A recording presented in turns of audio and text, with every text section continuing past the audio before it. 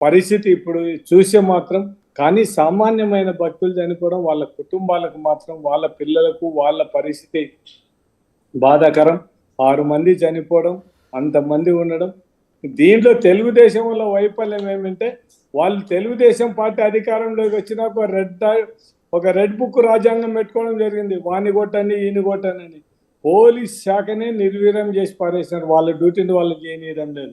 వీళ్ళు ప్రతి ఒక్క దాంట్లో వీళ్ళ ఇంటర్ఫీరెన్స్ ప్రతి ఒక్కటి కూడా వాళ్ళు ఏదైనా చేయడానికి పోతే వాళ్ళని మేము చెప్పినట్టు కేసులు పెట్టకూడదు, రైట్. మేమేం చెప్తే అది చేయాలనే పరిస్థితులు ఉంది. కాబట్టి ఇది కేవలం తెలుగుదేశం పార్టీ వైఫల్యం తప్ప పోలీసులను వాళ్ళ డ్యూటీలు చేయనిచ్చింటే మాత్రం ఈ పరిస్థితి వచ్చే ప్రసక్తి లేదు. చైర్మన్ తో పాటు తెలుగుదేశం ప్రభుత్వాన్ని కూడా Right. బాధ్యత చేయాల్సిందే. పవన్ కళ్యాణ్ చెప్పిన దాన్ని కూడా వాళ్ళు క్షమాపణ చెప్పడానికి చైర్మన్ కి ఎందుకు బాధ? ఇంత ఇన్సిడెంట్ జరిగితే ఏదైనా పొరపాటు ఉంటే కూడా మనం చెప్తాం సారీ అని చెప్పే పరిస్థితులు ఉన్నప్పుడు ఇంతమంది చనిపోతే చైర్మన్ క్షమాపణ చెప్పడానికి ఎందుకు బాధ?